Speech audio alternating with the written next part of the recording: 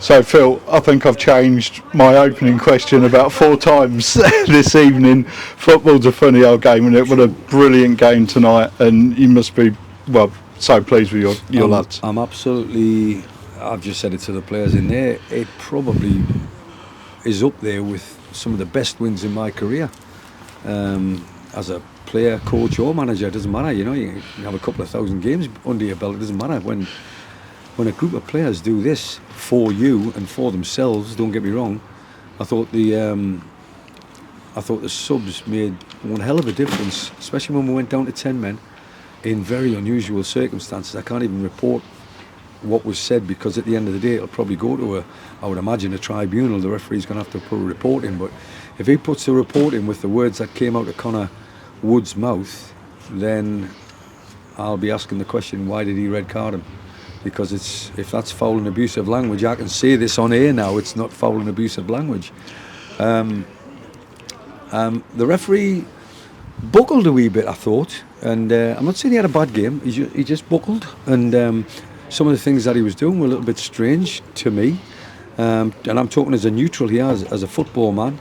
I'm not talking as the manager of Peterborough Sports here. I just thought it was very unusual, for the decision for both teams, you know. But at the end of the day, it wasn't about the decisions where the referee was concerned. It was about the substitute that came on, that changed the course of the momentum of the game more than anything. You know, they go 2-1 up, we're down to 10 men with that second goal, and Crookie will probably say, I owe a lot to the lads who came off the bench and bailed me out.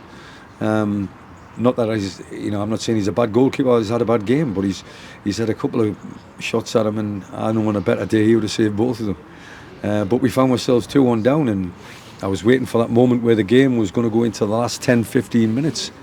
And when you're a manager of a team that's down to 10 men and the opposition have got 11, you've got to try and make it into a smaller game, in terms of not the size of the pitch, the length of time that you can last, you know. And the subs that came on, I just thought they made a massive difference to the whole momentum of the game. But more importantly, Luca Miller, he's banged on my door on probably 3 occasions, and asked to play, and we had a plan going forward.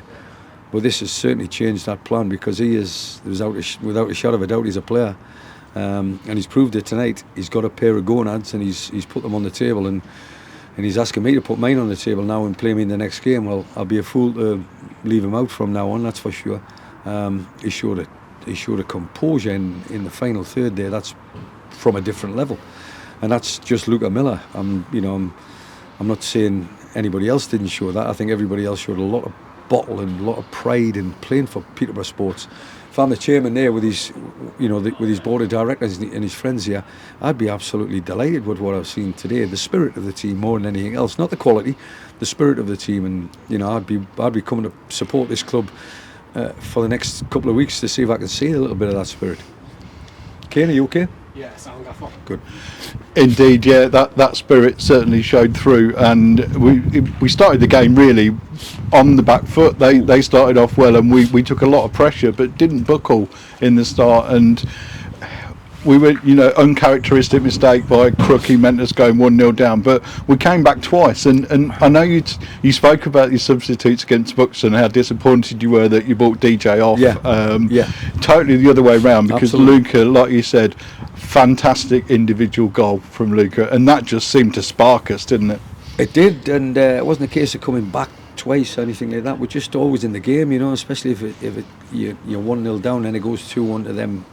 And as you say, an uncharacteristic mistake by the back 4, back 5, the goalkeeper, whichever the case may be. But when I've been involved in a good side, if anybody makes a mistake, you've got teammates to bail them out, and that's what happened tonight. You got individuals, you could say, that bailed them out, but the whole team were galvanised by maybe the substitution of Luca. I've no idea, but what I've seen and witnessed is everybody went up a notch when he came on. But that quality for the equalising goal, and then having the I think bottle more than anything else.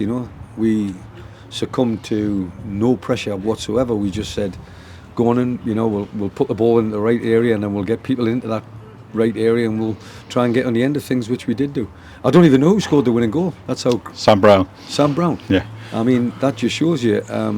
I've no idea who scored the winning goal, and then lo and behold, a young lad who anybody deserves it, Sam Stone Brown. He's been playing in three different positions tonight, and then he finds himself as a left wing back or left full back. He finds himself at the back post at the far side of the pitch. It just shows you the character of the player, and well done, and hopefully that'll be an example to everybody about what it's all about, to just hang in there, because when you get a chance, I mean, I've got Josh Cavallo in there, I've got Theo Williams in there, they're not getting anywhere near in their heads. I've got Malik Carrigan again, you know, they're not on the bench, and then to see players that haven't been on the bench then get on the bench, then come off the bench, then stick the ball in the back of the net. It's brilliant, absolutely fantastic. And we'll just talk about that substitution just a little bit longer. It was a very brave substitution. We were saying up there that a lot of our good work was down this left-hand side with Mustafa. Absolutely. And then you brought him off. I brought him off, and I brought Ben Beresford off, who had been taking sometimes you've got to do that. You know, he's a battering ram to a certain extent. The two centre halves were kept on heading the back of his head, going through the back of him. He was complaining about pins and needles in his legs at half time, and that's an alarm bell to me. But unfortunately we went down to 10 men and he had to stay out there for a little bit longer. And the same with Muzzy. I was looking at Muzzy and I'm thinking, he went on a run just in front of us and got a great cross in. Next thing you know, he's defending the back post as a left back. And I sent the fourth official back in his box. I just said no. I said I'm not going to make the substitution. It's too early to bring them off. And next thing you know, Muzzy's looking at the bench, waving the white flag. So I think they're a good bunch. I think the players are. There's no doubt in my mind are playing for the football club, and they're playing with a pride and a belief at this moment in time that we can get out the trouble that we're in. We've got to now compound this win. And it's a great win, it's a great statement. We've got to compound it with a performance on Saturday. I'm already looking towards Chorley, and if anybody's 6'2" in our change room and they're not playing, they've got to be bad players, because I'm telling you, it's going to be the land of the giants in the 6-yard box, and we've got to be able to put our head on the ball.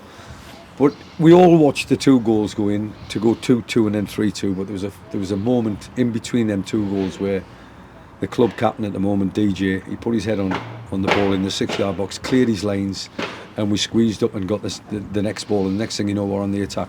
That for me is the catalyst for our future. We've got to put our heads in the 6-yard box in that goal when we're defending it, and in that goal when we're trying to score goals, and if we have enough of that, we'll win games.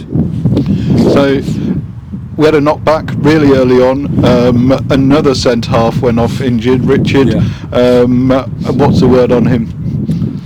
It looks like he's tweaked his hamstring. It's becoming a little bit of a, not a trend, but when you get two young lads, Charlie Hick has just had his scan results today, and Charlie's probably got a grade 2 tear in his hamstring now, so that could be 4, 5, 6 weeks. We've been looking for a centre half to come in. We know Streaky's somewhere near. If that stakes a claim for Streaky if he fully trains on Thursday and then has some say in the matter on Saturday. But you have to say it, Aaron Powell, he just played left centre half and looked like a fish in water, not fish out of water. And he can play, and the lad can play. But now that means I haven't got a left back. So listen, I don't know what the suspension situation is about at this level.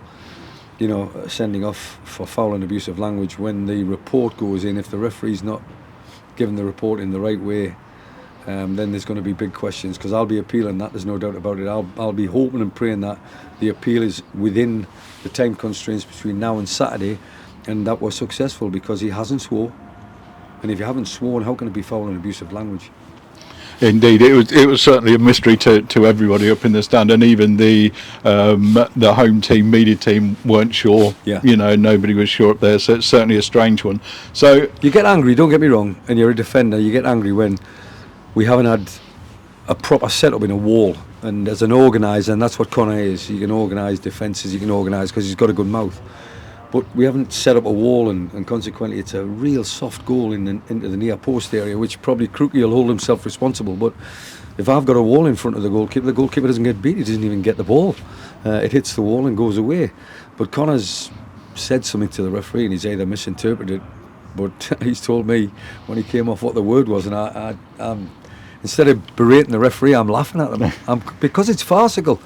I know we've had somebody from Faulty Towers die today, and that brought back the fond memories that I've got of John Cleese and all of that, where Faulty Towers is concerned. But that was a Faulty Towers situation. When you hear what the word is, and I'm going to say the word was sausage. So when you think about that, the referee's going to be laughed at if he doesn't back us up with the getting off from a red card and a suspension. You said to me before we started this you weren't going to mention it, but you just couldn't resist it. I couldn't resist. With Faulty Towers in mind, I couldn't resist. So on to Chorley then on Saturday. Really can't wait for that one now. What's the message to the fans? Get down to Pims Park on Saturday. You know the team have turned a corner. You think? Well, I think the word will spread with the people. I mean, you can't fault the people that follow us through thick and thin and every inch of this or mile of the country that they're following us on a Tuesday at Southport. It's just fabulous. And to be able to give them something, more importantly, if we were a point, you're thinking, well, we're both on 9 points and still got a game in hand on a lot of teams, etc., etc. But then you go 3 points in the last few minutes of the game. It leapfrogs 2 or 3 teams. It puts a marker down, and the statement for me is quite simple: that we're not going to lie down. We're not going to roll over for anybody. And I know Andy Priest very, very well. Came up against him many times, and I know what he's all about. But it's not what he's all about. It's what we're all about. That I'm more interested in. You know, I knew what these were about. These are a good footballing team. Strangely enough, Southport. I think in terms of passing stats, in terms of possession, which a lot of coaches, it's the go-to mantra, they're fourth in the league in terms of possession stats, and yet they're bottom of the league. So there's something in between that's missing. And I think we found it what it was today. If you stay in the game, if you stay in it long enough, they tend to run out of puff or run out of steam, and we finish stronger. So although we've got a couple of niggly little hamstrings in the camp, I think the fitness levels are improving. The mentality for sure is improving, and we'll add more players to it that will come in and make us look a better, stronger, more organised team for the future ahead. If that's before Saturday, all well and good. But if not, we look like we had a couple of centre halves tonight, and I'm not concerned about Aaron Powell playing centre half at all. And the pattern of the game just finally was it sort of mirrored the first game here that was abandoned. There was a big feeling, wasn't there, on the way home from that if that had finished, then Sports would have won that one too.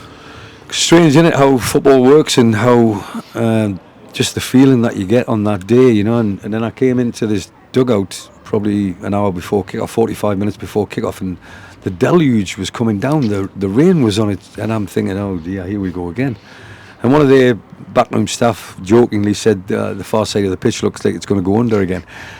And one of the supporters were here saying, are you going to get the game called off again? And I'm thinking, whoa, you're going a million miles away from the truth here. If anybody was going to do something in that game, it was going to be us. And then we've proved it today with 10 men. And we finished stronger, and we looked fitter than them. I thought we looked more committed than them in the latter stages of the game. Anybody can join a team that wins on a regular basis. You can join in, you can throw any player in, and you'll join the feeling of the team, you know, the momentum that I've been talking about. But not everybody can join a team, not everybody can manage a team that's really struggling to get the next point, struggling to get the next win, struggling to get the next goal. And we've joined it. The backroom staff here have joined what was going on at the football club, and now we're getting a little bit of joy from it. But it was up against our nearest rivals, and what I mean by that is not geographically, our nearest rival in the league. And now we've leapfrogged above that and put a statement down to everybody that we're not going to lie down for anybody. And hopefully that'll continue on Saturday. Well, congratulations, Phil. The journey home is going to be a lot shorter with that result, and fully deserved. Thank you very much. Let's go again Saturday. Let's go again. Thank you.